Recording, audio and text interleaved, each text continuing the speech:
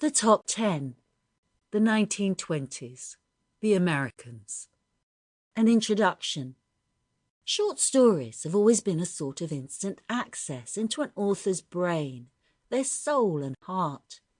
A few pages can lift our lives into locations, people and experiences with a sweep of landscape, narration, feelings and emotions that are difficult to achieve elsewhere. In this series, we try to offer up tried and trusted top tens across many different themes and authors. But any anthology will immediately throw up the questions: why that story? Why that author? The theme itself will form the boundaries for our stories, which range from well-known classics, newly told, to stories that modern times have overlooked, but perfectly exemplify the theme.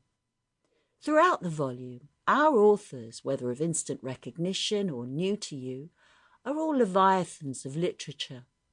Some you may disagree with, but they will get you thinking about our choices and about those you would have made. If this volume takes you on a path to discover more of these miniature masterpieces, then we will have all gained something. In this volume, the jazz age blossoms with an exuberance of spirit and panache. Life is for now. The future seems so very far away. Our American authors bring the decade to life with stories that perhaps could only come to pass in this decade of the United States. Bernice Bobs Her Hair by F Scott Fitzgerald. 1. After dark on Saturday night, one could stand on the first tee of the golf course and see the country club windows as a yellow expanse over a very black and wavy ocean. The waves of this ocean, so to speak, were the heads of many curious caddies, a few of the more ingenious chauffeurs, the golf professional's deaf sister, and there were usually several stray, diffident waves who might have rolled inside had they so desired. This was the gallery.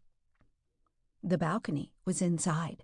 It consisted of the circle of wicker chairs that lined the wall of the combination clubroom and ballroom. At these Saturday night dances, it was largely feminine, a great babble of middle-aged ladies with sharp eyes and icy hearts behind lorgnettes and large bosoms. The main function of the balcony was critical.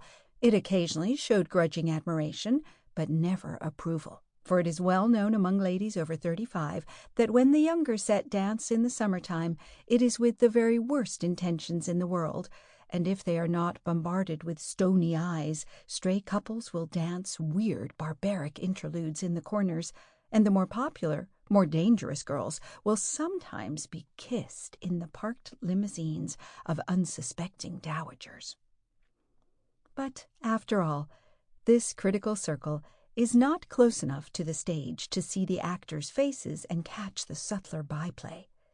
It can only frown and lean, ask questions, and make satisfactory deductions from its set of postulates, such as the one which states that every young man with a large income leads the life of a hunted partridge. It never really appreciates the drama of the shifting, semi-cruel world of adolescence.